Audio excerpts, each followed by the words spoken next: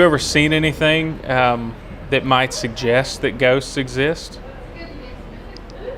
No, nothing comes to mind. And I think if even I did, I think it's far more likely that something strange, coincidental to just happen rather than ghosts being a thing. I think anything's more likely than that.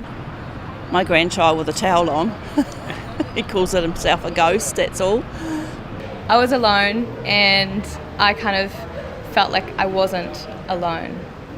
You know, just there was something there. One time I was in the woods back home in Virginia, and I definitely saw a ghost. It was by this old cabin called Corbin Cabin, and this man's family was like killed there, and yeah, I'm pretty positive.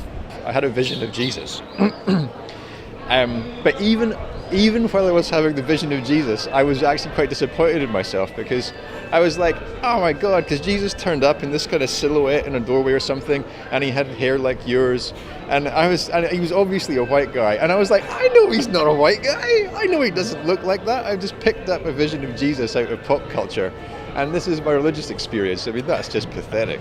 During the night, I was woken up and there were figures by the bed. I could see these dark figures, and it was sort of like being in a dream state. But I felt like they were really angry, really cross and upset with us that we'd done something wrong, and I felt that either we'd intruded on somewhere sort of sacred on the island, or we'd perhaps anchored over something that was once a sacred spot. And in this dream state, I remember saying to them, oh look, I'm really sorry if we've offended you. We've just sort of come in the spirit of aroha and we didn't mean any disrespect. And that was the end of it, and I sort of went back to sleep. And in the morning, we woke up and my husband said, I had the strangest dream last night.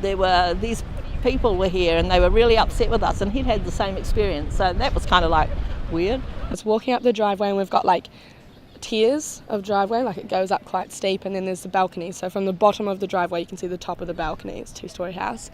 And I looked up and I saw my mum like watching me come up the driveway as she normally would, you know, making sure I come home safe. And then I was just like, oh hey mum, she doesn't respond. I'm like, mum, like, hey, doesn't respond. And then I literally just watched her turn into like a ball of dust and float away into the atmosphere, and I kind of pissed myself.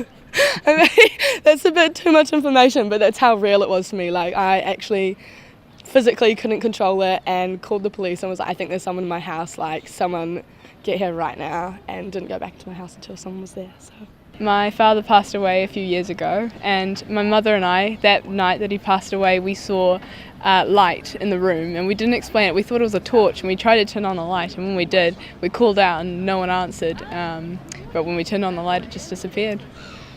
Yeah, I have a ghost that moves around the country with me every year, so yeah, my father died 26 years ago, and every house I've moved into, he's in one of the rooms. He moves pictures, puts them on an angle, well he thinks they're straight but they're more of an angle.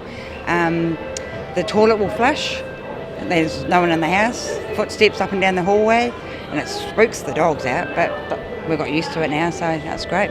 But no, people say, oh, there's no such thing as ghosts. There are. When you see a figure sitting on your couch that's been gone for 26 years, there's definitely ghosts. You want to tell me about it? How much time you got?